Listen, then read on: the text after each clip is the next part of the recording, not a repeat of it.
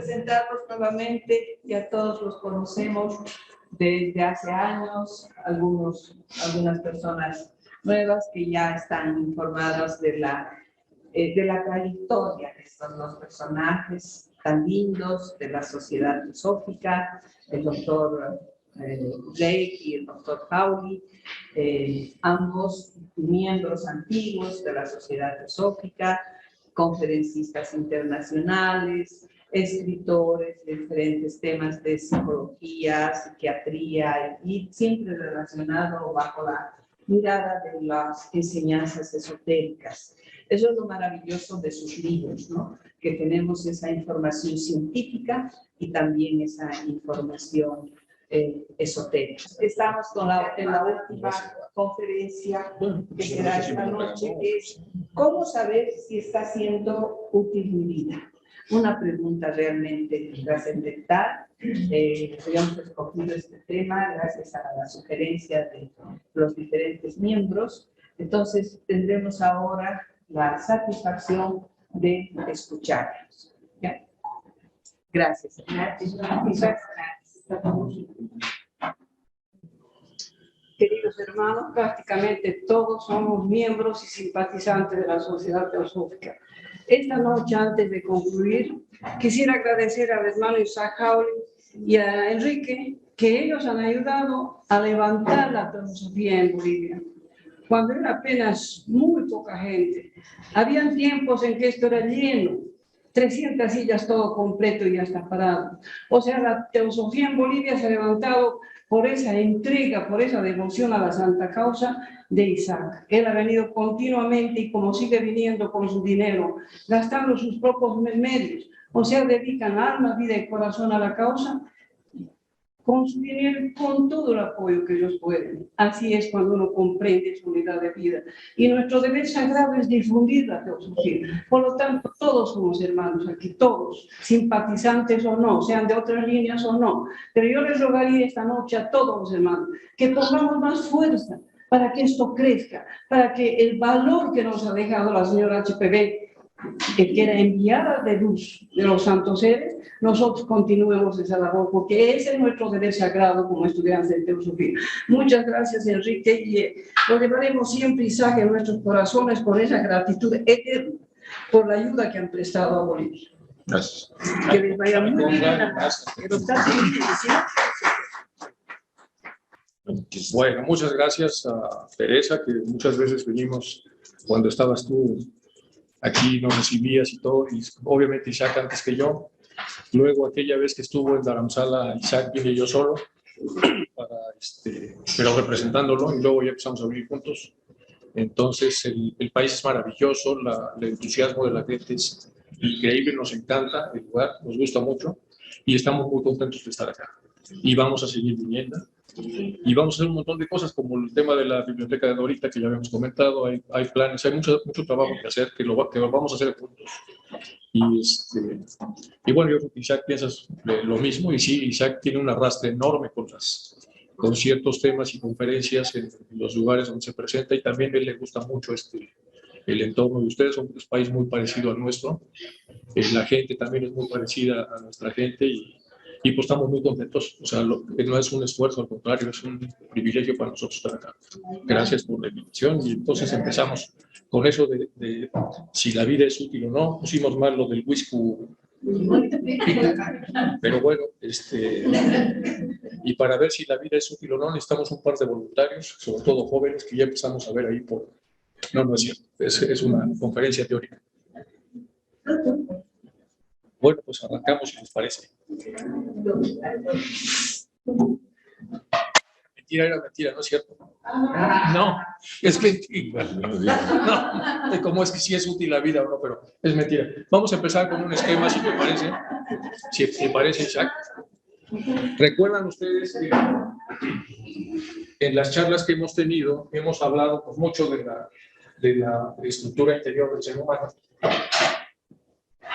Y mucho en la charla de hoy, bueno, del taller, hemos estado pues, repasando los temas que tienen que ver con la mente. Entonces vimos que la mente es como una estructura muy elongada que une los principios inferiores con los superiores, la parte de vibración de arriba le llamamos mente superior, que tiene sus expectativas, lo vimos en el taller de hoy. Y la mente inferior está vibrando por acá, también tiene sus expectativas.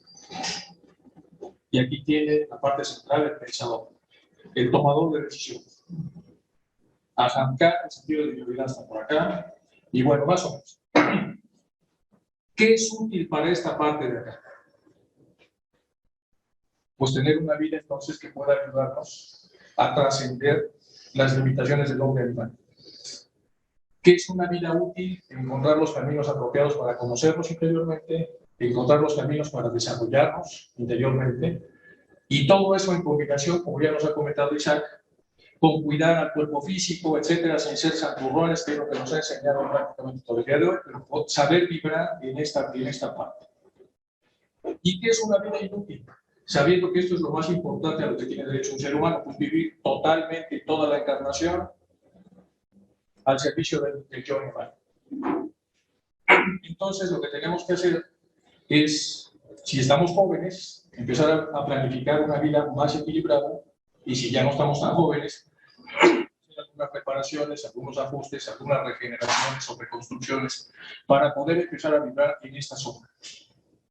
Es decir, no nos salimos de la parte media, pero estaremos en la parte más alta de la parte media. ¿Y cómo lo vamos a hacer? Pues a través del conocimiento filosófico. Entonces, parte de lo que vamos a presentar hoy tiene que ver con este tipo de meditaciones y reflexiones que vamos a hacer y que todos debemos hacer respecto a si estamos aprovechando o no la vida, y si la estamos aprovechando, llevamos una vida útil o no. ¿Útil para quién? Para los principios superiores. Porque somos dioses encarnados y porque esto nos reclama interiormente que lo utilicemos, que lo busquemos y que abramos los canales para comunicarnos con esta parte. ¿Sí? No sé, no creo que haya una situación tan grave como para decir que mi vida es inútil. Puede ser que tenga yo pocos recursos, puede ser que no haya yo tenido oportunidades para prepararme o para estar más, haber estudiado algo, y desempeño quizá una función relativa en la sociedad, hacer un servicio, un trabajo que nos puede parecer muy sencillo o muy humilde, pero es al final un trabajo importante porque toda actividad en una sociedad forma parte de. Pero uno puede sentir eso, ¿no? Al ver que hay otras personas en la misma sociedad o en el campo de relaciones que uno tenga, que están llevando a cabo ciertas actividades que pueden impactarnos, ¿no? Nos puede impresionar. Y uno dice, bueno, es que su vida tiene más sentido que la mía.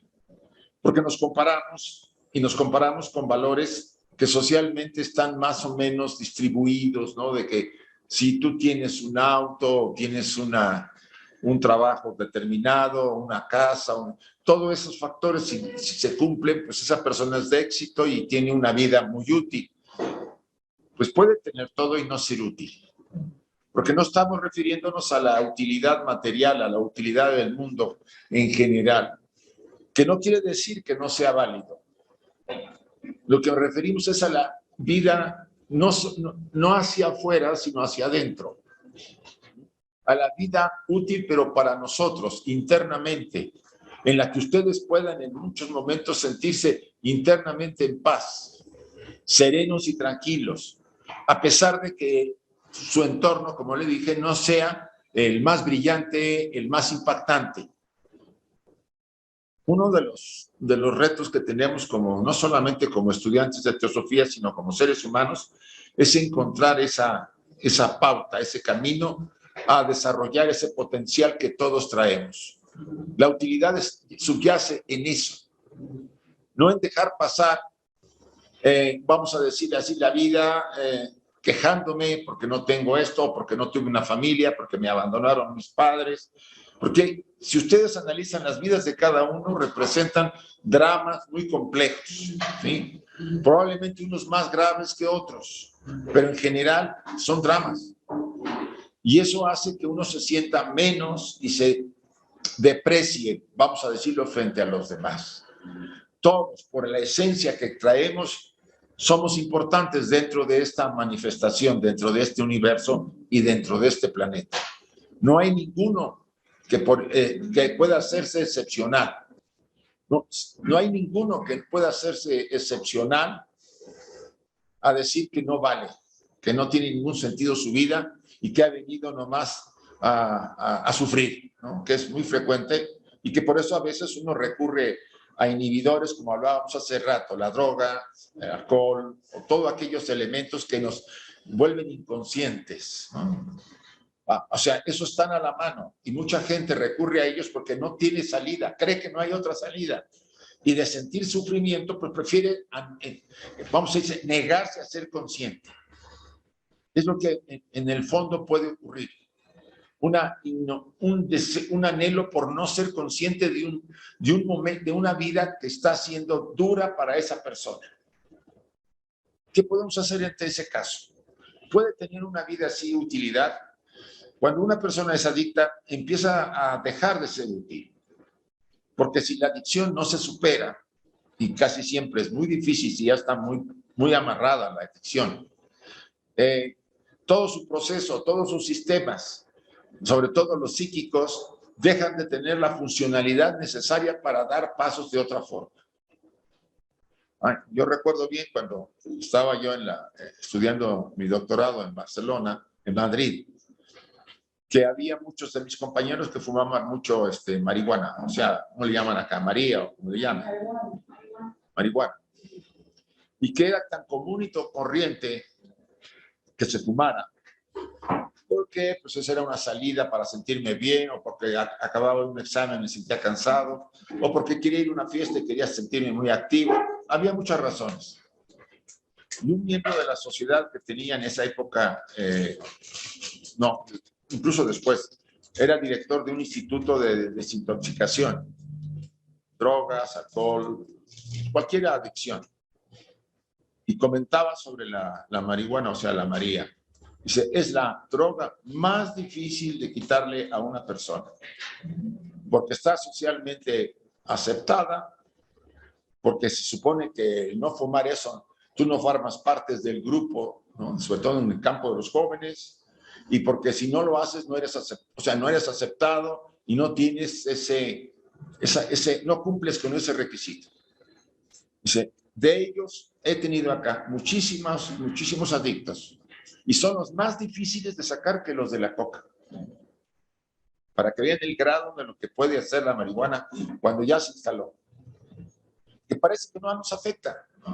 Parece que puedo fumar, pues sí, me siento como me siento, y después pues pasa el efecto y no pasó nada. No. Yo tuve un paciente, un chico, era músico, y empezó, su madre me decía, es que fuma, ayúdame para ver si podemos superar. Y él decía que él controlaba. Después de cierto tiempo, decir, no, me controla ahora. O sea, él empezó a darse cuenta que ya no podía dominar el deseo de fumar y fumaba cada vez más. ¿Por qué? Como una vida que es adicta, que no quiere decir que no puedan salir, yo aclaro. Lo que quiero decir es que hay vidas que casi muchos de los adictos no salen en toda su vida. Y esas vidas dejan de poder cumplir con la función a la que habían venido, sobre todo desde el punto de vista de su realización, de su ser como seres humanos. Al estar inhibida la capacidad, porque ¿qué es lo que nos hace a nosotros? ¿Qué es lo que nos permite a nosotros progresar en esta evolución? La conciencia, la autoconciencia, el darnos cuenta, el ir aprendiendo a base pues, de retos que la sociedad nos impone, superando obstáculos e ir expandiendo mi conciencia y viendo el mundo de otra manera, menos egoísta, con una visión más amplia, más de unión, no de división. Todo eso es parte del proceso y de la enseñanza que la enseñanza teosófica nos propone, pero que estudiemos o no, porque hay otras escuelas que también lo enseñan, en que encuentras de repente en que esa persona, por eso que ha hecho, está como inhibido a comprender profundamente. Yo tuve un compañero en la preparatoria, yo estudiaba, antes que pasara yo a estudiar ingeniería, que se fue, no sé si ustedes recuerdan que en México hubo una explosión de los hongos. Había una chamana muy famosa en Oaxaca. No sé cómo se acuerda, cómo se llamaba, ¿te acuerdas? La de los honguitos. Era una mujer, Sabina, ¿no? Sabina se llamaba, que hasta los Beatles la fueron a ver. Ella te daba unos hongos y era un ritual religioso, ¿no?, de transformación, como supongo aquí hay en el campo del chamanismo. Y lo iban a ver hasta, no sé, gente muy importante, a una serranía, en una montaña ahí metido en el fondo del desierto de ahí por Oaxaca, o sea, metido entre montañas, porque atraía y producía ciertos efectos muy poderosos. Eran hongos especiales que ella juntaba y hacía un grupo de hongos y es lo que producían el efecto alucinógeno. Yo tuve un compañero que se fue y allá, como se volvió tan popular, pues llegaba cualquiera y ya en la calle cualquiera te vendía, aquí tengo honguitos, usted venda, le vendo. Y no era simplemente gente del pueblo que veía que era negocio. Y este chico comió de eso. Nunca regresó del viaje. Lo veías en la calle caminar así, te veía. Y una vez me dijo, hola, Jauli, ¿cómo estás? Y siguió, se volteó y siguió. O sea, se inhibió. Su vida dejó de tener una función. Pongo este ejemplo para que se den cuenta que no es nada teórico lo que estamos hablando, Enrique y yo.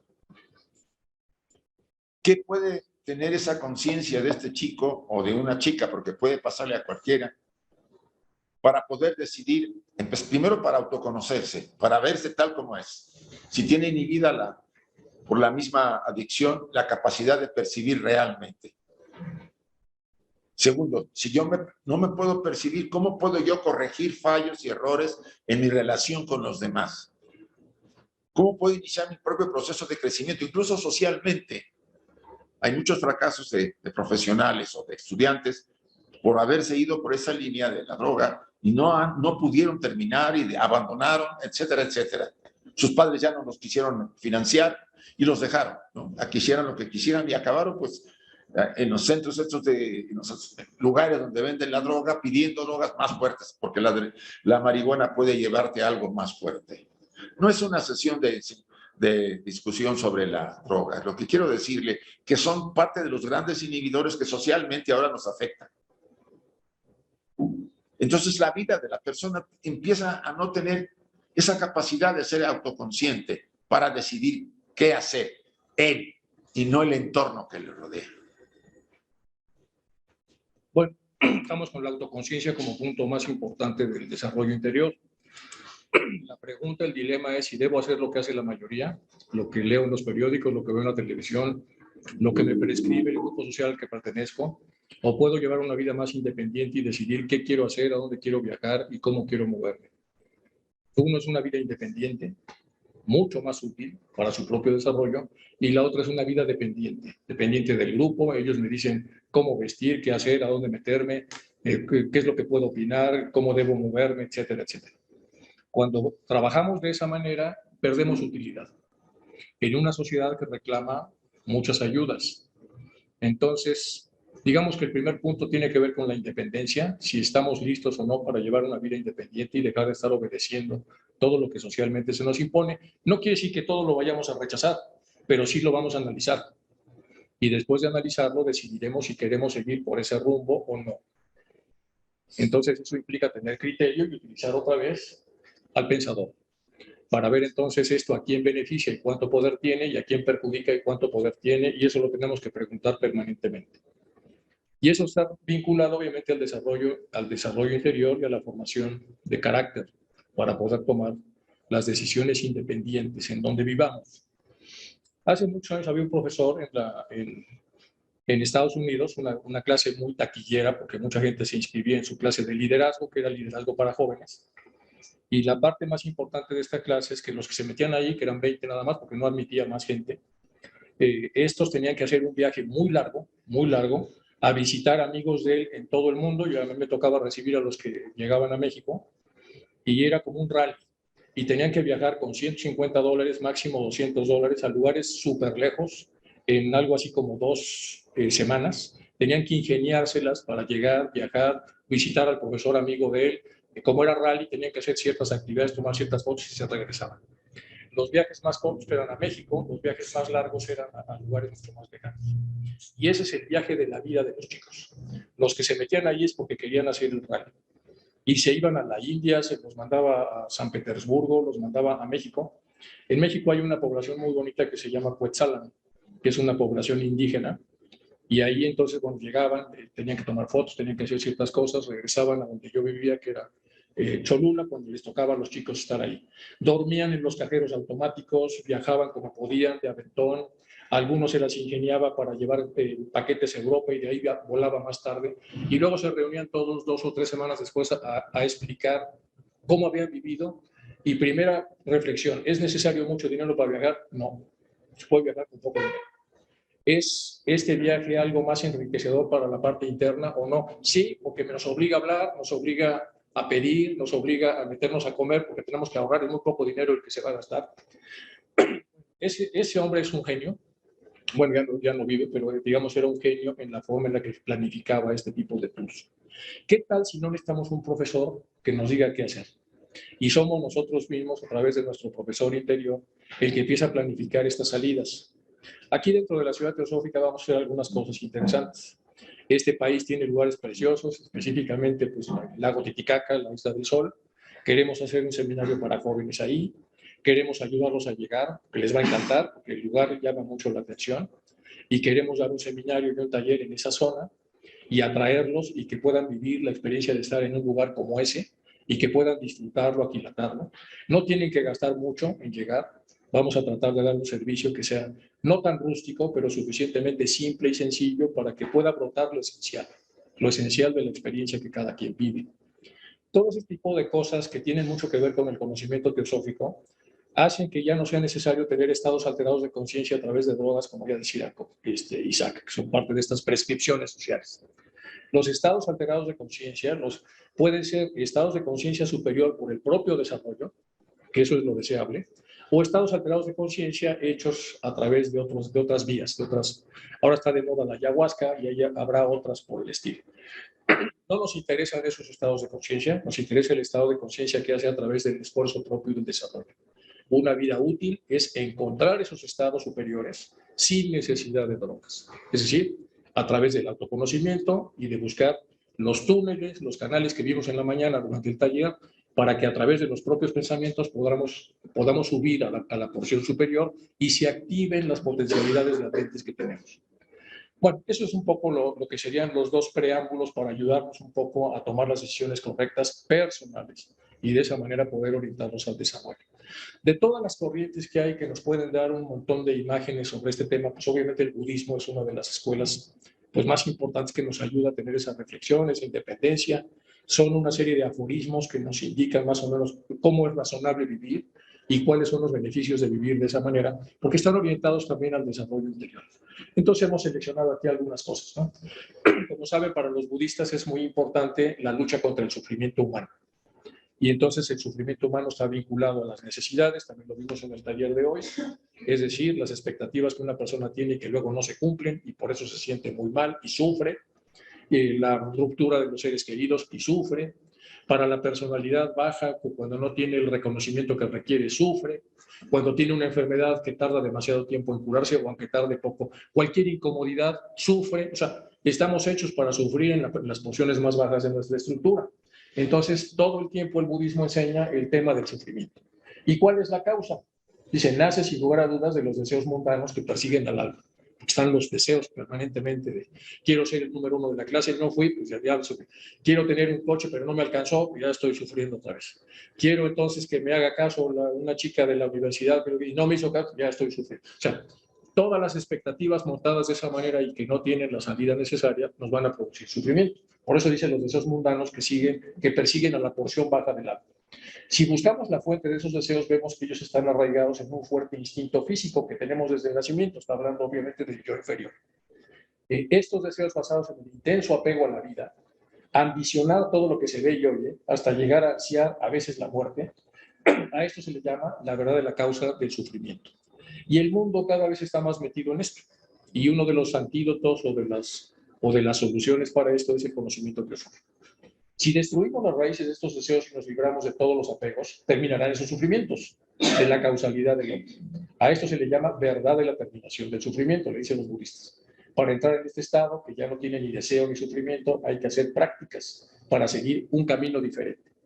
Las etapas de este noble camino son una visión correcta de lo que somos y de lo que es la realidad, y de lo que la realidad nos pide.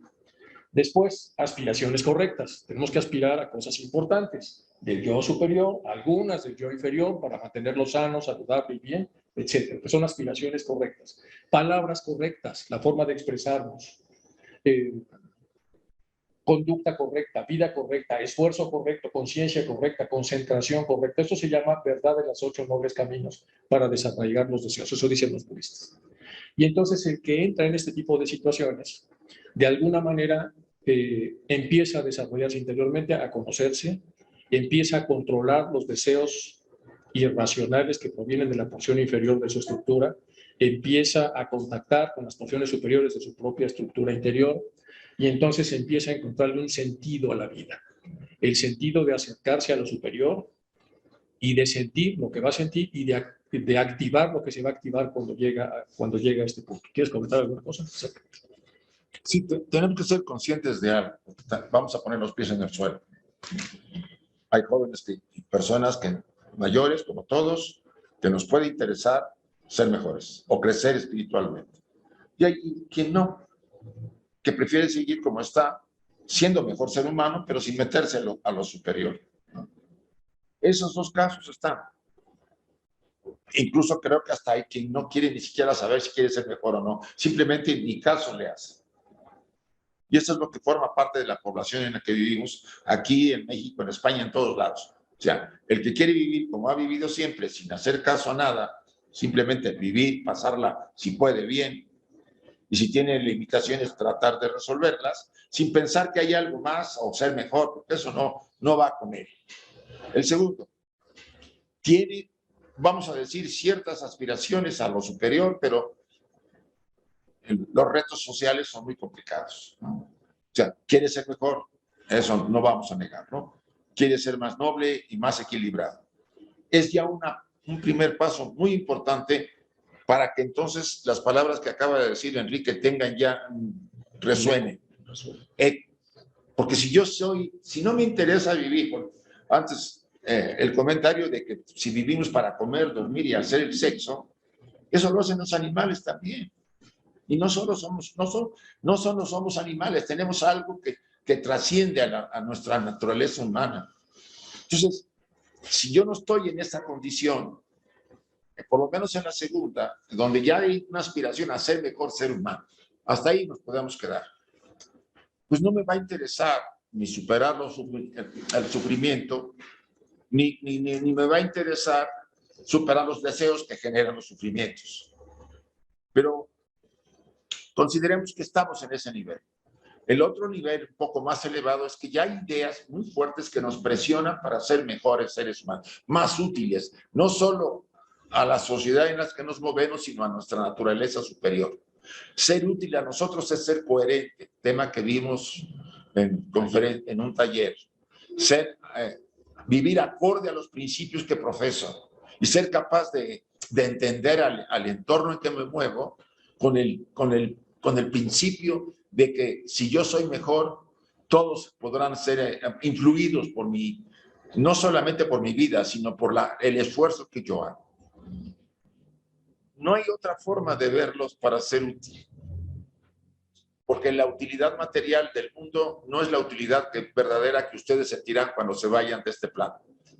Al final de la vida, ¿de qué les servirá tener utilidad material si no se pueden llevar, como yo decía a veces, ni los pantalones que traemos puestos? No nos llevamos nada. La única cosa que nos llevamos son experiencias superiores, medias o bajas. No se borran. Va todo con el paquete. Y sí, si nos incineran, como ahora lo que más nos incinera, yo cuando incineré a mi padre, pues nomás me entregaron 2 kilos de cenizas y ahí se acabó el tema. Uno se siente raro sacar al papá en una caja, ¿no? 2 kilos o un poco menos, ¿no? Entonces, todas esas imágenes que nos habíamos planteado, esos deseos, esos sueños, bien, si he vivido solamente para lo material, para el mundo de mis disfrutes, de mis deseos, como Enrique lo dice, claro, queda ahí terminado todo con ese final, porque esto no es permanente, esto va a terminar. Y nos guste o no, tarde o temprano lo tendremos que enfrentar. Yo, como cualquier chica que está aquí joven, tuve 18 años, y cuando veía a las personas de 50, decía, qué viejos esos de 50. Ahora tengo 75, voy para 76, y digo, qué joven los de 80. Se me ha volvido relativo todo, ¿eh? Pero es así. Quizá nunca nos hemos puesto a cuestionar si nuestra vida está siendo útil.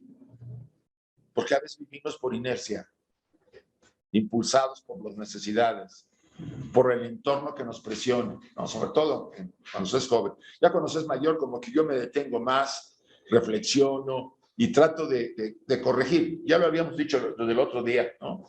Al principio de la vida vivimos hacia afuera y después vivimos hacia ¿dónde? Hacia adentro. Los hindúes lo tienen muy claro, ¿no? Pabriti y Nibriti Marga.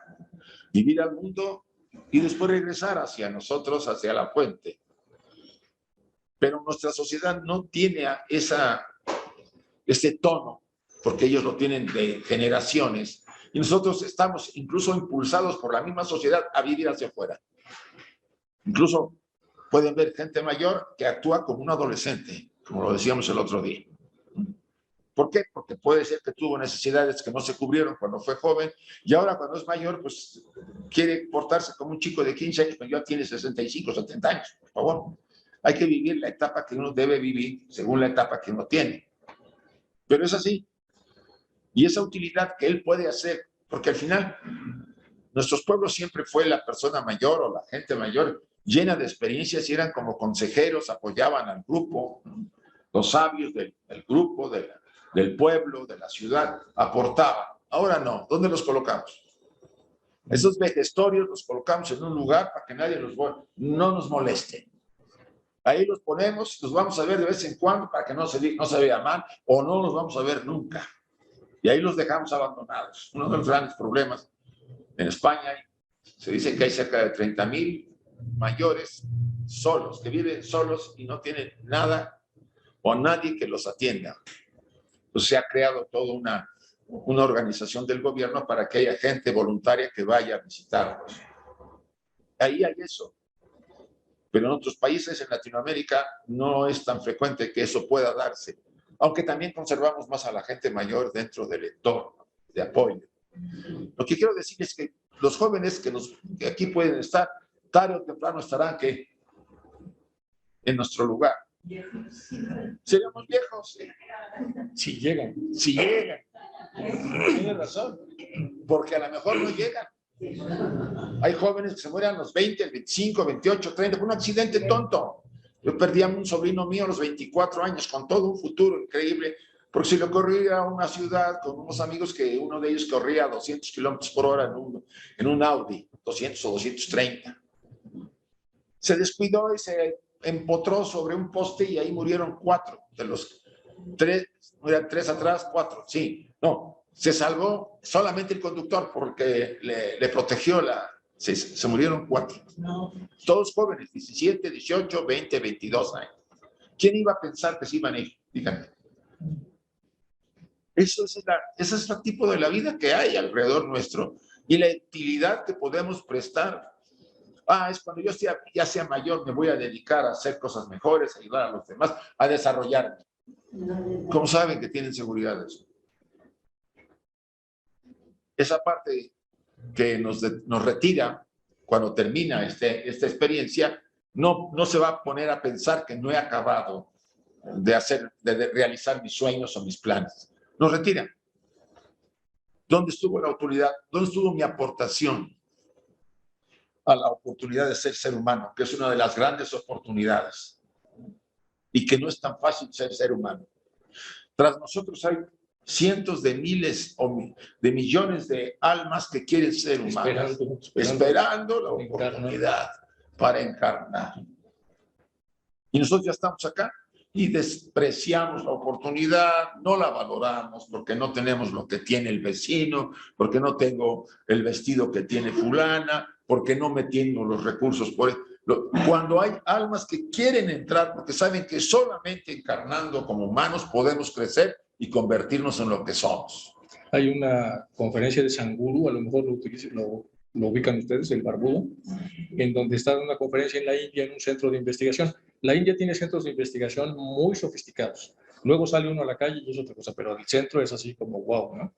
Entonces está dando una conferencia y le dice uno de los doctores hindú ahí, dice, oiga, pues yo tengo ganas de morirme, no me siento bien, y mire que soy post-PhD, PhD en física y no sé qué.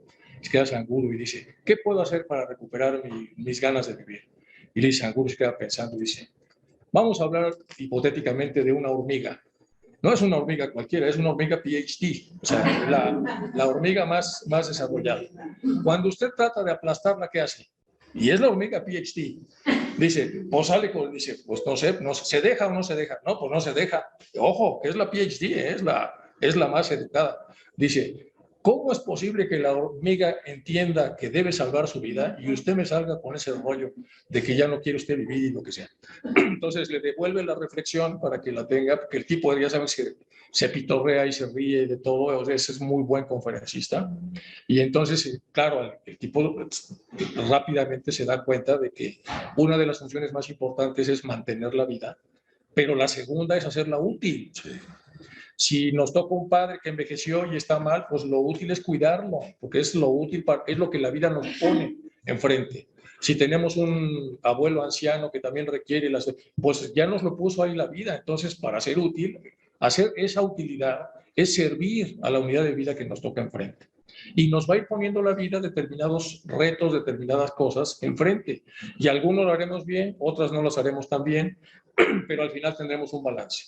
Entonces, el encontrar la utilidad no es tan difícil, solo tenemos que abrir los ojos y ver lo que nos ponen enfrente. Y cuando no hay nada enfrente, saber improvisar para poner cosas interesantes, importantes, trascendentes, cosas que nos puedan llenar interiormente para hacer lo que se requiere, porque siempre habrá cosas que puedan o no puedan hacerse. Y bueno, vamos a, si quieren, avanzar un poco. Como ves, muy budista lo que vamos a meter acá. Aquí están algunas de las cosas que nos recomiendan los budistas para hacer este tipo de reflexiones. Bueno, hay que reflexionar que las cosas que vemos no son lo que son. Esto es una ilusión, tiene principio y fin, y entonces el que observa esto no es el que tiene principio y fin, porque está en la parte posterior o en la parte baja de la mente. El verdadero observador es un ser eterno, que está en la parte superior.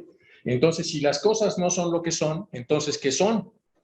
Pues son cosas más sofisticadas, hay cosas que están más allá de nuestros sentidos físicos y que no podemos ver más que a través de sus efectos, como la luz. No podemos ver el rayo que la produce, pero sí vemos la luz.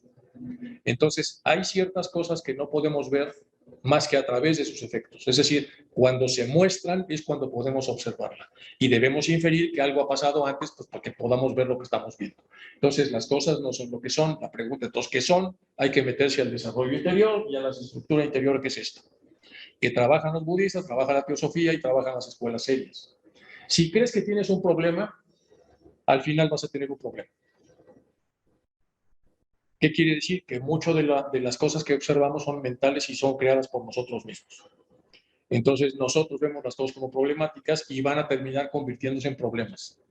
Ese es parte del poder de la mente cuando la mente va a tipificar ciertas cosas. El cambio que quieras hacer en la realidad empieza en ti. Tú tienes que cambiar y va a ser útil tu cambio para lo que quieras. Por supuesto, vas a cambiar para mejorar, vas a cambiar para ser más útil. Vas a cambiar para no pelear, para no caer en las provocaciones. Vas a cambiar para encajar mejor en los ambientes en los que te toca estar. Vas a cambiar para ser mejor boliviano, para ser mejor ser humano, para ser mejor cochabambino, etc. Entonces, y no es tan difícil entender esto. Simplemente hay que ver las opciones y escoger bien. El mayor aprendizaje es equivocarse. Tampoco te enojes de equivocarse. O hagas como que no te has equivocado. Equivócate y aprende. La equivocación es necesaria para que la persona pueda encontrar el error y superarlo. Cuando negamos el error porque la culpa siempre es de los demás, pues volveremos otra vez a cometerlo y volverá a ser culpa de los demás. Y luego otra vez volveremos a equivocarnos y volverá a ser culpa de los demás. Por eso había una lápida en un libro que decía, aquí yace uno que mañana iba a ser feliz. Siempre todo el problema era de los demás, no era de él. Fíjate que ahorita que dices eso nomás rápidamente, aquello que tú no resuelves, como tú comenta Enrique, aquel aspecto que tú no quieres enfrentar, que no aceptas, que tú te equivocas, dice, la vida te lo vuelve a poner como destino. O sea, no lo aceptas. La culpa es del otro, de acuerdo. Te vuelvo a poner otra vez la experiencia para que la vuelvas a repetir. A ver si la ves así. Que tampoco, nuevamente te la vuelvo a poner. Hasta que lo enfrentes y lo resuelvas como fuere, pero lo enfrentes y no le eches la culpa a los demás. Ese es un tema que todos a veces traemos. No queremos ver que nosotros somos los actores principales de este drama que se llama vida. Si algo no sucede como estaba previsto, a lo mejor es porque algo mejor está por llegar. ¿Y cómo voy a saber si es algo mejor que está por llegar? Pues ese es el tema, que no sabemos. Pero tenemos que confiar en que por alguna razón importante el destino no se ha confabulado para que salga lo que yo quería que pasara. Y tú tienes un ejemplo con el doctorado. Iba a contratarse en una universidad donde estábamos, que es un college muy famoso en México, y le dijeron que sí en la mañana y en la tarde el decano le dijo que no. Hizo tremendo berrinche, pero gracias a eso se fue a estudiar a España, hizo su doctorado y se abrieron otras puertas mucho más interesantes que haberse quedado en ese entorno. Entonces, y todos yo creo que tendremos ejemplos de este tipo. Aprecia el presente, no te vayas al pasado o al futuro. Trata de estar en el presente. Aprecia lo que hay aquí. Respira, estamos en una conferencia, entonces tratar de estar en la conferencia, tratar de escuchar la conferencia, tratar de participar en la conferencia. Es estar en el presente y al rato pues estar en la despedida de la conferencia y al rato estar cuando nos toque dormir en el cuarto, en la cama donde estemos y mañana cuando nos toque, pero hay que estar en el presente. Eventualmente y de tanto en tanto, claro, tendremos que desplazarnos para hacer planificación, pero al final regresemos al presente, porque si no, pues nos perdemos el presente. Lo que se siente, lo que se vive es el presente. Bueno, deja los deseos de lado hasta donde puedas, porque si no te esclavizas con ellos. Comprende tus miedos y sea agradecido, eso es muy importante. Hay que agradecerlo todo y los budistas son así. Todo lo dedican y todo lo agradecen. Agradecen que estemos vivos, agradecen que haya comida que podamos comer, agradecen el pastel que nos han preparado y que estaba delicioso, etcétera. Todo se agradece. Porque hay que agradecerlo. Si lo estamos recibiendo, lo menos que podemos hacer es agradecerlo. Vive la alegría, aprende a ser feliz con lo que hay, como los niños. A los niños lo castigan y los ponen con vidrios y con tierra y fascinados, ahora están haciendo castillitos con eso. Claro, un niño de 4 años.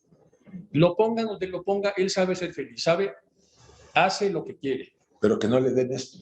Bueno, hay un meme muy bonito, dice, le regalé un gato para que se alejara del teléfono y luego estaba el gato también ahí viendo. Estaba viendo el sí, está muy bueno. Están los dos viendo ahí el ordenador. Está la niña el teléfono. Bueno, no te compares con los demás. Entre paréntesis, solo con los más feos que tú. Pero bueno, no te compares con los demás. No eres víctima. Eres un participante normal de las vicisitudes de la vida. A veces te tocará perder, a veces te tocará ganar. Todo cambia, aunque no creas. El día de mañana que te levantaste eres otro y la realidad es otra también. Todo va cambiando. Y todo es posible. Eso es muy importante. Hoy usted viajar ese viaje de 11,000 kilómetros con $150 es posible. Que yo me transforme en monje budista es posible, bueno, si quieres o si no quieres. Que yo pueda en un momento determinado meterme en mi desarrollo interior es posible. Bueno, entonces, el término de las posibilidades que tienen que ver con el arribo a la parte superior, todo es posible. En la parte inferior, no todo es posible. Porque tenemos que competir con otros, porque tenemos que generar recursos, porque tenemos que hacer cosas y a veces perdemos y ganamos. Pero en la parte superior, todo es posible. Siempre y cuando seas contigo mismo. Claro, tu reto es contigo, tu lucha es contigo. Eres tú contra ti. Sí puedo hacerlo en la parte inferior para volverme peor de lo que soy. porque tengo la libertad para hacerlo. Pero el anhelo mío no es llegar a ser peor de lo que ya soy, sino ser mejor de lo que soy. Por lo menos eso. Sí, sí, sí. Bueno, ¿cómo le hacemos para poder crecer y conocernos y lo que sea? Primero el discernimiento, como el famoso libro ese de Krishnamurti, que todos ustedes ya conocen de A los pies del maestro, que pone ahí las 4 cualidades importantes y la primera es el discernimiento. ¿Qué es el discernimiento? Es la cualidad más baja del espíritu, pero ya está en el espíritu. Digamos, es el equipo de la cola de la primera división, pero está en primera división, viene del espíritu. ¿Y qué es el discernimiento? Se divide en 2, el inferior y el superior, pero ¿qué es eso? Saber poner todas las alternativas y saber elegir la más relevante en el momento en el que se trata. ¿Qué es lo más relevante? Una pregunta importante. Entonces, para eso hay que ver todas las cosas para poder seleccionar la que es más relevante. Nos vamos a equivocar, ya lo vimos antes, no importa, pero poco a poco iremos encontrando la cosa que tiene más relevancia. ¿Cuál es lo más relevante en cada situación que me pasa en la vida? Bueno, esa es una pregunta importante.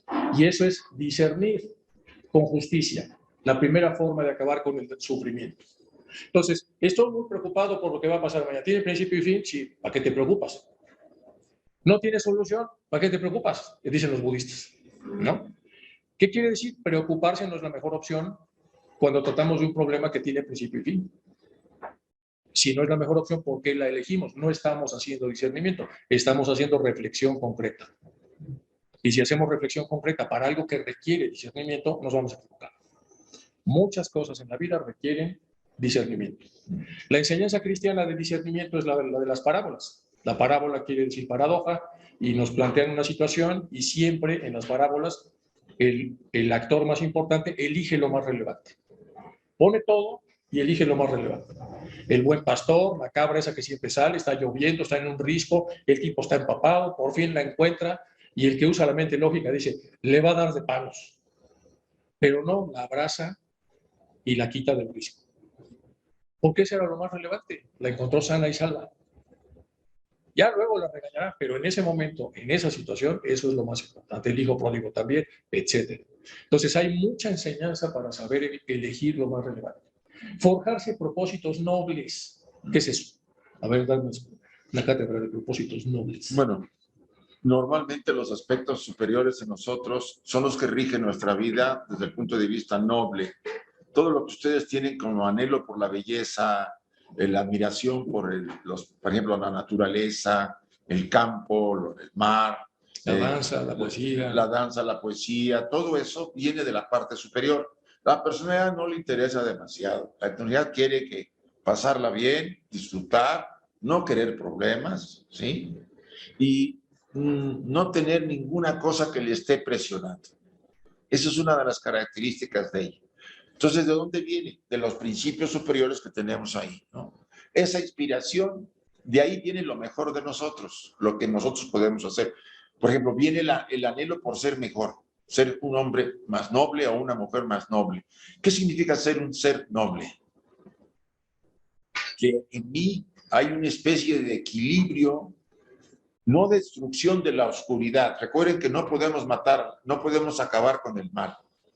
Se debe reconocer, se debe aceptar, pero no identificar. Entonces, buscar un equilibrio. La nobleza no parte solamente de actos externos, vamos a ser nobles con nosotros mismos, a darnos la oportunidad de crecer y de desarrollarnos en ese equilibrio. Y para eso, la línea de trabajo no solamente es la línea teosófica, hay tradiciones religiosas que lo enseñan, otras escuelas que lo enseñan. O sea, no está solamente acotado a una enseñanza. Lo que aquí ocurre es que esa enseñanza la tenemos que hacer parte de nuestra vida y hacer un esfuerzo para que la personalidad, que siempre estará más por las cosas del mundo y menos por la nobleza, porque no le interesa, podamos decirle, mira, yo te atiendo, te doy ciertas cosas que tú necesitas, déjame a mí ese espacio para poder desarrollar ciertas cosas. Uno debe buscar a veces a una negociación con uno mismo.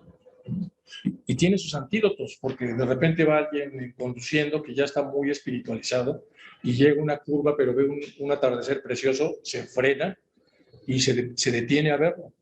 y le preguntan al yo inferior qué es eso, dice, no, eso es muy peligroso. Está en una curva, eso es peligrosísimo. Se fija en eso y pierde de vista el atardecer. Entonces, oye, pero ese otro señor también se aparcó y agarró una flor y se la dio a su esposa. Dice, ¿cómo ves eso? Cursi. Eso es muy cursi. ¿Sí me explico? Hay un lenguaje diferente en la parte de abajo que trata como de demostrar que eso no tiene sentido. Y hay una parte superior donde dice eso tiene mucho sentido, porque abre el espacio para formar parte de la experiencia. Es un actor participante de lo que está pasando. Y el de otro, pues no, es un actor lejano, está viendo el cine, es algo, no lo contacta, no lo toca.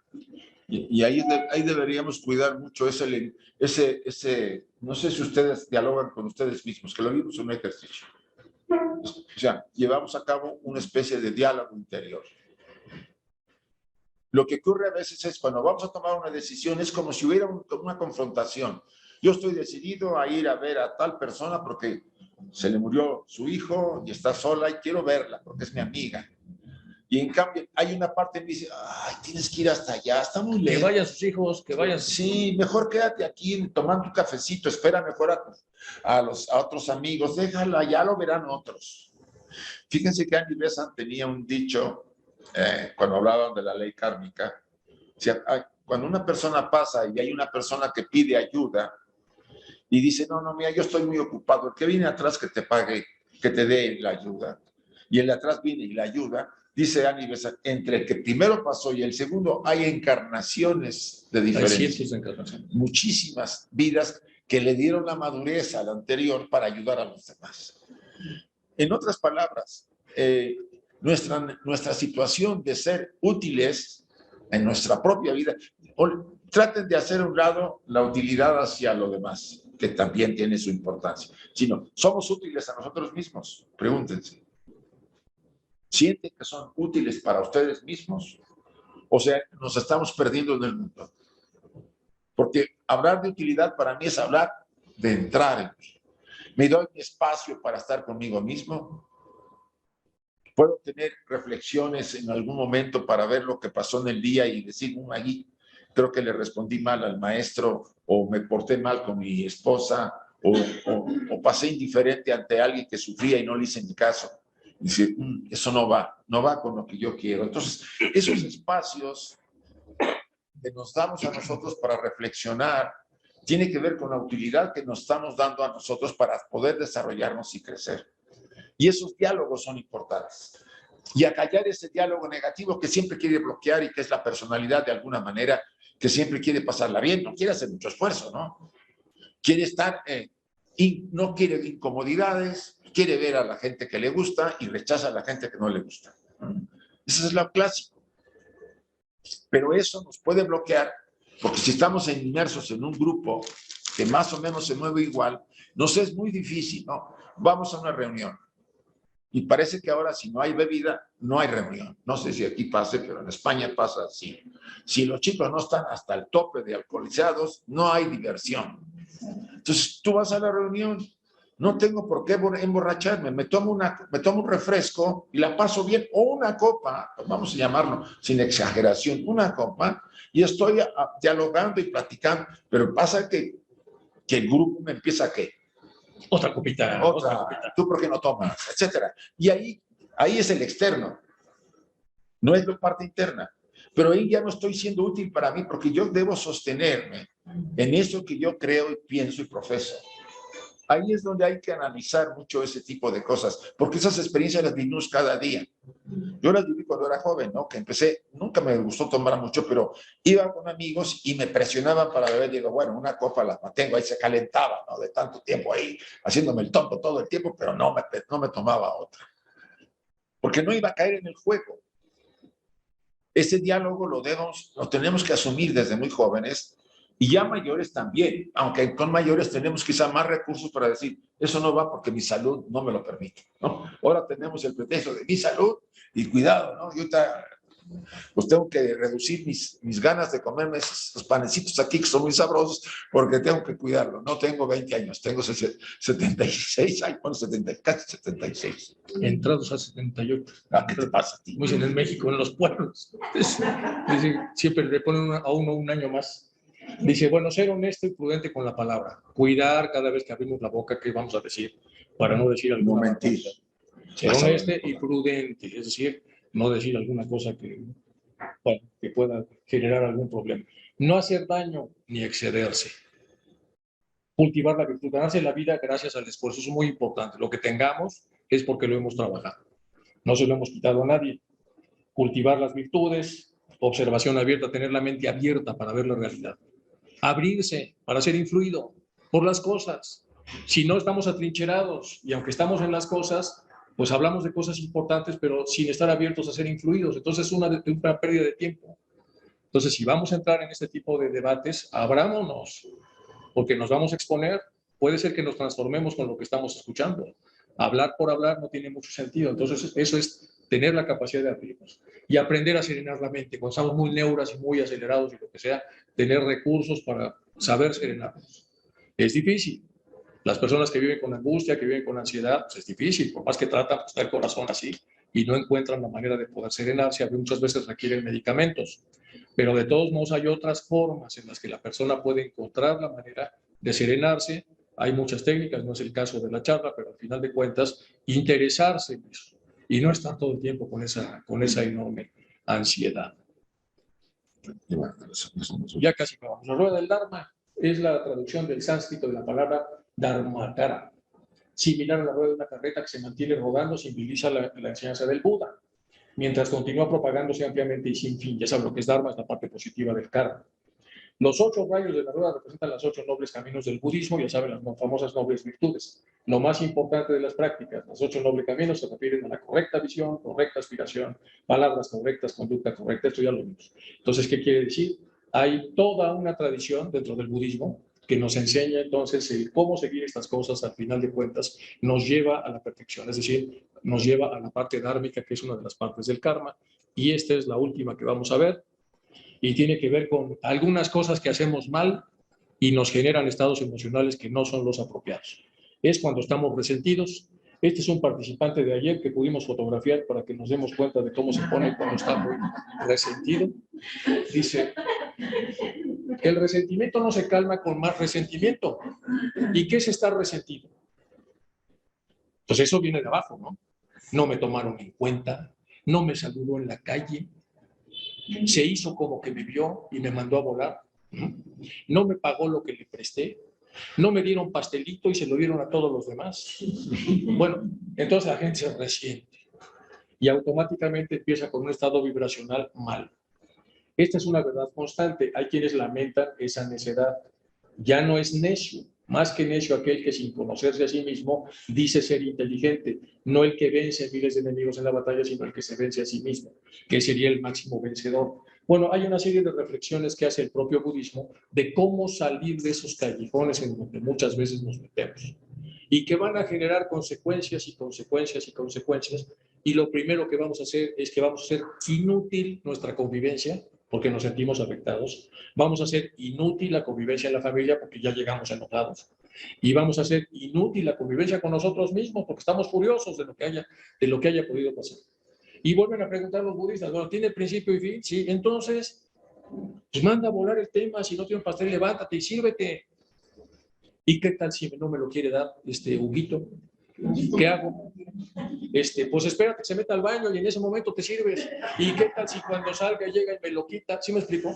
Hay soluciones bobas para hacer las cosas que no son tan complicadas. Siempre, acuérdense mucho en la revista USA hace años que trabajaron mucho con la creatividad y salió un artículo que dio la vuelta al mundo, porque todos eran de coeficiente intelectual arriba de 130 y tenían que sacar una pelota de ping-pong en un tubo que estaba atornillado al piso de 50 centímetros. Podían usar todo lo que tuvieran en el cuerpo y un montón de herramientas. Y estos estaban científicos de 50, de 30 y los niños de 7 años o 6. Y pues nadie podía, ¿no? No había manera de sacar la pelotita porque no había tantas herramientas para que sin perforarla pudiera salir. Y los niños, ¿y podemos desatornillar el tubo y le damos la vuelta? Empiezan a preguntar cosas que no preguntaría el científico erudito, ¿no? Dice, pues no. ¿Y podemos doblarlo? Tampoco. Y si le damos martillazos y un hoyo, tampoco, tienen que sacarla como está, y un niño se queda, ¿no? Se baja el zipper, hace pipí, sube la pelotita y la saca. Era la única manera de sacarla. Ningún científico se le ocurrió algo así porque eso pues, no cabía en una mente tan sofisticada. Muchas de las soluciones son muy simples, muy sencillas y claro, nos hacen ver como tontos. Si empezamos a verlas de esa manera, entonces empezamos a verlas como si fuéramos tontos. Y el último comentario que les voy a hacer en el libro el libro de Harold Kushner, de lo que le pasa, las cosas, cuando a la gente buena le pasan cosas malas, que suena horrible en español, pero es When Bad Things Happen to Good People. El tema es muy bonito el libro. Entonces hay un capítulo donde llega un niño con 130 de coeficiente a ver a las mamás judías y le dice a la mamá, oye, Isaquito, un nombre judío del niño, no tiene nada que ver con... Y entonces llega ahí y le dice, dinos qué aprendiste en el catecismo. No, mamá, no estés molestando. Que nos digas qué aprendiste, que están aquí mis amigas, por favor, diles. Pues nada, de la salida de los judíos de Egipto. ¿Y cómo te lo han contado? Dice una de las señoras que estaba tomando café. Pues nada, que pues, ya era el momento y entonces Moisés agarró el walkie-talkie, llamó a la aviación judía, llegaron los barcos, bajaron las plataformas, se subieron los judíos, empezaron a dispararle a los egipcios para que no pudieran alcanzarlos, cruzaron el mar, el mar Rojo y se acabó el tema. Las señoras que ¿así te lo contaron? No, pues si les digo lo que me contaron van a pensar que soy idiota. Entonces, incluso en los niños, nadie quiere parecer tonto. Y entonces trata de hacer respuestas sofisticadas a cosas que son muy simples. Cosas que son muy simples. Y bueno, pues con eso terminamos y dejamos un espacio para las preguntas. Ustedes nos pidieron esta conferencia y por eso, bueno. No os quiero recalcar ahí el punto 115. Dice, difícil es nacer como hombre, lo que acabamos de decir. Difícil es vivir como un mortal. Difícil es escuchar la verdad sublime. Difícil es alcanzar el estado elevado, ¿no? De espiritualidad. Digan, llámenle Buda, llámenle crístico, llámenle lo que quieran. No hacer ningún mal y hacer todos los bienes que podamos y purificar nuestra alma. Probablemente suena muy simple, pero eso es posiblemente una recomendación que nos puede hacer sentir que hay una manera de ser mejores seres y que tengamos realmente esa sensación de haber sido útiles en nuestra vida. No lo olviden, al final de vuestras vidas, antes de irse, va a haber una sensación como un repaso de todo lo que hicieron. Y viene después la sensación de haber sentido que cumplieron o no con ustedes mismos. No con nadie, no con su familia ni nadie. Ahí ya no tendrán ninguna relación en el cierto sentido con los familiares que están dejando, sino con ustedes. Y si es amarga la sensación, quiere decir que algo fue dejado de lado porque pues, perdimos la orientación, nos distrajimos o vivimos en la superficie. Ojalá que ninguno de ustedes, así, ninguno de nosotros tenga esa mala experiencia al final porque se acabó el tiempo, ya no podemos corregir. Entonces, seamos capaces de ver que podemos ser útiles para nosotros y si lo somos para nosotros será para la sociedad. En la sociedad teosófica tratamos de ser útiles para nosotros, para la sociedad, pero sobre todo para servir al mundo. Ese sería el final de lo que acabamos de decir. Gracias. Muy bien. Gracias, chicos.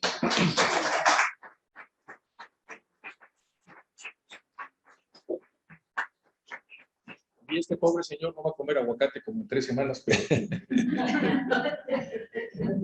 Tengo 2 preguntas. Ha hablado mucho de la reencarnación. Quisiera saber si ese ciclo de reencarnación.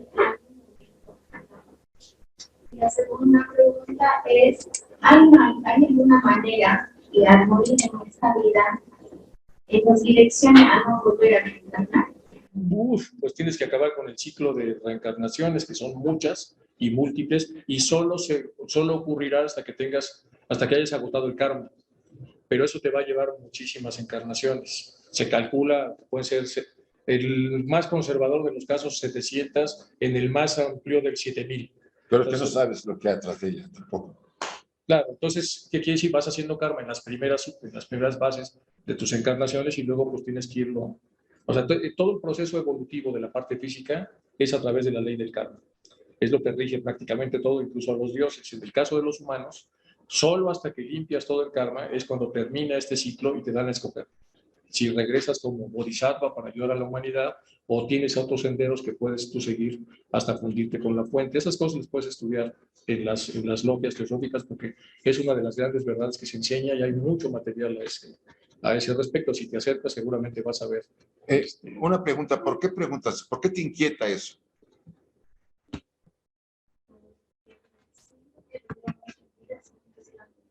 No No quiere volver más. Porque siempre he tenido demasiada actividad y no quisiera volver otra vez. Mira, nosotros existe un pasado. Si a ti te interesan estos temas, quiere decir que hay un pasado mucho más amplio que muchos otros, porque para que estos temas te interesen, ya hay un legado que tú traes del pasado. Quiere decir que tu alma no es tan joven, ya hay cierta vejez, vamos a llamarlo así. Madurez. O madurez. Sí, porque es un alma vieja, una alma joven. Se usa más bien estos términos. Ese anhelo de no querer volver, o ese deseo de no querer volver, pudiera ser probablemente por el entorno en que te mueves y por las situaciones que has vivido. Pudiera ser eso. O es algo que nace de ti internamente. En nosotros hay algo que dirige nuestra vida y la regula. Es el alma. Ella sabe cuándo dejarás de venir o cuándo deberás seguir y cómo deberás seguir. De alguna manera ella regula lo que le llamamos el karma, la ley de la retribución. Entonces sabes, si ya hay suficiente madurez y ya estás como preparada probablemente para encarnar quizá 1 o 2 o 3 veces y dejar de hacerlo, porque ya cumpliste con tu sino, tu ciclo, pues eso se puede ocurrir. Tu anhelo, pues si está afincado en tu entorno y tus experiencias, quizás sea parte de las experiencias que tienes que vivir por el karma que vives. Pero si nace realmente de ti como un deseo de decir, hasta acá estoy, tengo suficiente, ¿sí? Como humano, no quiero más, eso sería otra forma de verlo. Y podría tener que ver con una parte interior tuya que se refleja hacia afuera. Y que busca esto, está Sí, buscando este conocimiento. pero tú tienes que tener más claro eso. ¿Qué es lo que hace que yo desee no seguir en este mundo?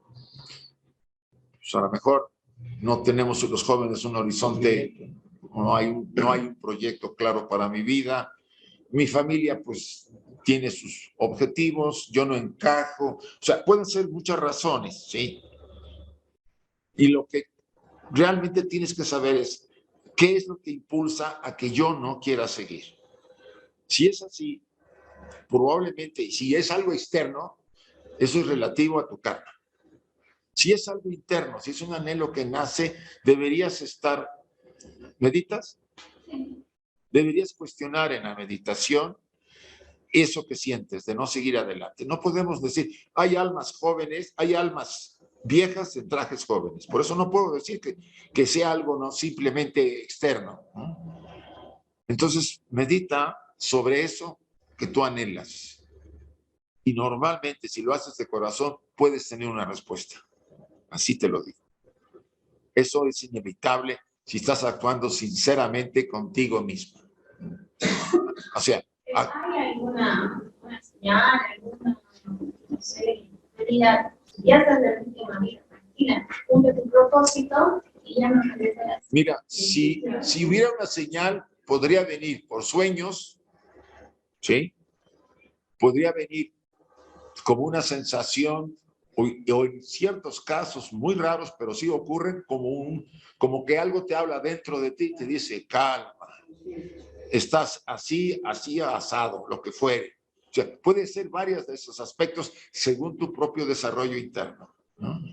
Entonces, yo te diría que estuvieras atenta, vamos a decirlo así, medita sobre eso, que sería el mejor consejo que podría yo darte, porque eso puede pasarnos en algún momento a cualquiera en la vida cuando estamos, que está en una situación muy complicada. Pero eso sería muy diferente a lo que posiblemente tú estás sintiendo. Ahora, si es así y tienes deseos de aprender más o de conocer más este tema, pues, como dijo Enrique, puedes asistir a una reunión aquí de las ramas o venir a las conferencias y empaparte más de ese tema. Hay mucha literatura, y hay literatura bastante seria, de experiencias de seres que trascendieron la etapa humana y siguieron vivos en este plano y podrían ser referencias muy veraces sobre esa experiencia. Y hay cursos que se dan, se dan clases entre semanas, los lunes los da Isaac, yo doy los martes. Te puedes inscribir y verla desde tu hogar, puedes ver las charlas, aprender a entusiasmarte, a motivarte para hacer las cosas que debes saber de acuerdo a la edad que tienes y a las circunstancias que vives, pero salir de la crisis estacional, porque al final es una crisis estacional, puedes salir de ella para encontrarle sentido a las cosas. Yo te entiendo bastante, porque yo pasé una crisis así cuando yo tenía 25 años. ¿Usted no va a ver cuántos años tengo? 16. 30. ¿Cuántos tienes? 37. Bueno, estás en el periodo de la llamada crisis existencial, podría ser.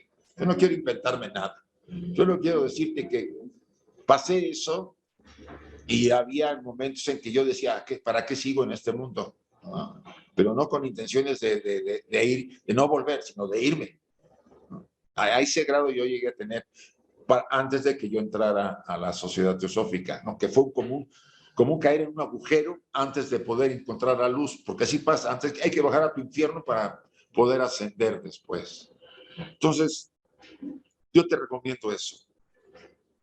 Trata de estar atenta a tus sueños, medita hasta donde puedas en esa sensación que tienes, y es muy probable que tengas una respuesta, de veras, así te lo digo, una respuesta que te clarifique por lo menos la situación, ¿sí? Yo no te digo que te diga que sí o que no, que te diga calma o lo que tenga que decirte. Lo que tenga que decirte. Y eso es más válido que los consejos que puedas escuchar de nosotros, porque te está hablando tu propio corazón, tu propio ser interior, porque todos tenemos uno, así te lo digo, y te está observando, y está observando tus inquietudes, tus necesidades, tu dolor o de esta experiencia que estás viviendo en este plano. Entonces, sabe más que tú lo que tú necesitas. Entonces, acude a él, a ese aspecto. No tiene sexo, acude a ese aspecto. El alma es andrógina, ¿no? Aparece en la mujer, a veces como hombre, o aparece en el hombre como mujer, o aparece como la gran madre, ¿no? Dentro de nosotros. Pero siempre sus palabras serán determinantes para ti. Acude así. Y prográmate para escuchar, para interpretar, para recordar el sueño. Prográmate para que pesques la... Es cierto, yo una vez escribiendo. Ok, perfecto. Pues Sí. escríbelos para que no te olvides. Bueno, tiene la mano levantada Emilce Barrera. Aquí, ¿verdad? Emilce. Creo que tiene cerrado el micrófono.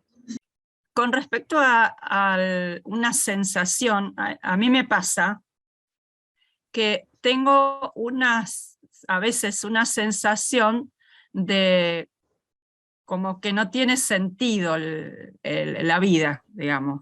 Pero he detectado que cuando me pasa eso, yo tomo una dosis de vitamina D y a los pocos días eso se me pasa. Inclusive escuché un caso de una actualmente médica que en su juventud la trataron con medicación psiquiátrica común por una depresión y después lo que terminó siendo es que le faltaba vitamina D. Hasta ahora he detectado eso. No sé si, no que sea en todos los casos, pero la falta de vitamina D puede dar algunas veces, puede dar un poco esa sensación. Y bueno, hasta ahora me ha funcionado. Cuando me agarra esa cosa, ese bajón, hasta ahora me está funcionando. Y por supuesto que creo que otra cosa que me funciona mucho es ponerme a meditar, a contactarme más con mi parte interna también.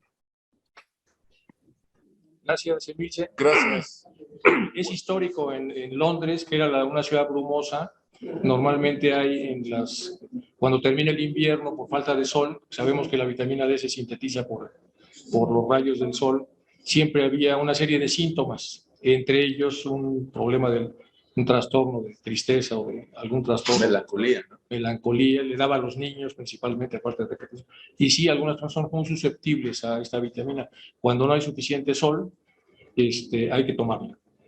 O hay que salir al sol, que nos pague el sol, como es que aquí hace mucho frío, entonces no está de más que te tomes la vitamina que te recomienda Emilce en Rosario, Argentina, que es ahí donde está la chica. De hecho, el sol está relacionado con el prana, ¿no? Claro. Sí. El prana es vitalidad, entonces, si tomamos sol, Además, te vitalizas, sí, pero además produces vitamina D. claro, produce vitamina D, se vitaliza, y bueno, tampoco quedarse horas en el sol, porque el cuerpo, Se te pasa la vitamina D, te intoxicas. porque puede lastimar la piel, ¿no? Pero debería uno tomar. Y lastimosamente, en esta época vivimos en departamentos, caminamos poco, estamos como aislados, ¿no? Entonces, no, eso nos perjudica. Muy bien, pues muchas gracias. No hay más preguntas, chicos. Bueno, chicos, si no hay más preguntas, estuvimos encantadísimos de estar acá, aunque no nos haya pegado un rayo de sol desde hace 4 días,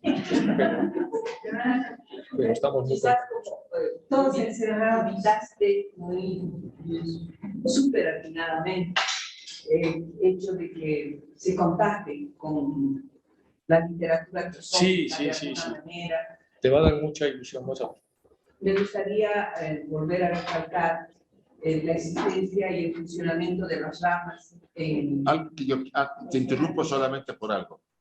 Yo les recomendaría que todos los que puedan vengan a las ramas y hagan el presencial. O sea, sí. ya ahora se puede hacer. Las ramas viven no solamente por los Zoom, pero los Zooms no son presenciales y el presencial nos da algo más que el estar viendo videos, ¿sí? No puede ser sustituida la experiencia del trabajo de una rama, que es, como dice su trabajo muy profundo y que enriquece a los miembros y a la población que nos rodea.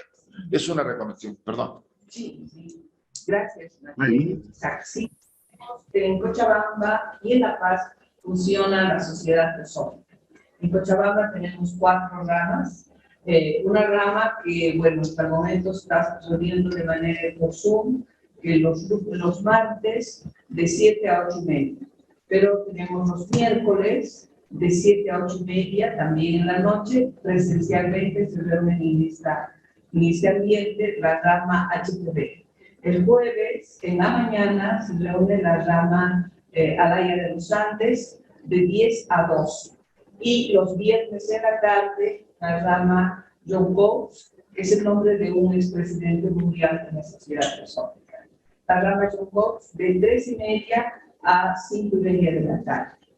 Y bueno, hay un grupo pequeño en el que estamos reuniendo jóvenes los sábados de 3:30 a 4:30. Entonces están ustedes invitados, la asistencia es libre, no hay ningún prerequisito, ninguna exigencia o un veto por el que no puedan ingresar a una rama. Y siempre se pueden acercar a una persona que les va a ayudar dándoles bibliografía y orientación sobre quizás la literatura. Por otra parte, tenemos una biblioteca que es de Cochabamba, que está a disposición de ustedes, lunes, miércoles y viernes, de 9:30 a 11:30. Pueden asistir también y pues si quieren empezarse algún libro o leerlo acá, tienen esos horarios para poder participar.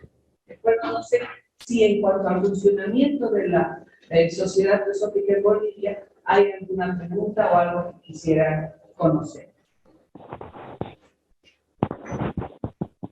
Bueno, agradecerles nuevamente por la presencia, por la participación y bueno, la Sociedad Teosófica está compuesta por una gran familia. que son los estudiantes de filosofía, así nos llamamos. María Luisa es la agente presidencial de Bolivia, es como la presidenta la que coordina. Entonces, apóyense también en ella para cualquier duda o cualquier cosa que tengan.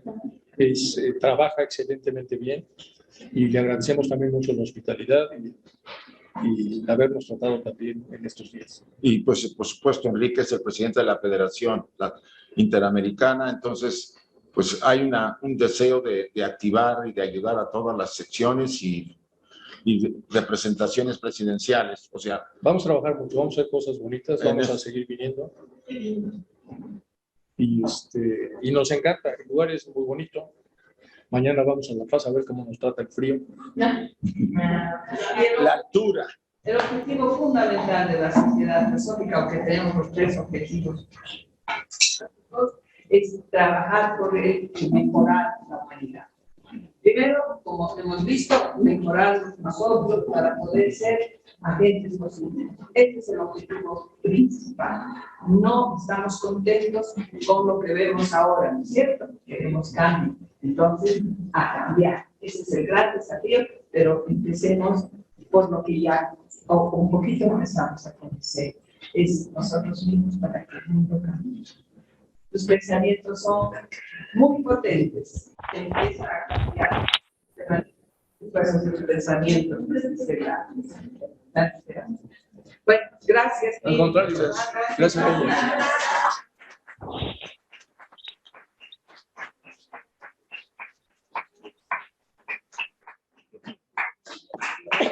Bueno, chicos, acabamos. Gracias a los que nos han seguido por Zoom.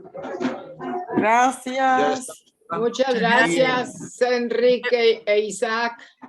Nos vemos mañana. A toda la sección Buenas noches. boliviana, a todos los que hicieron posible. Gracias.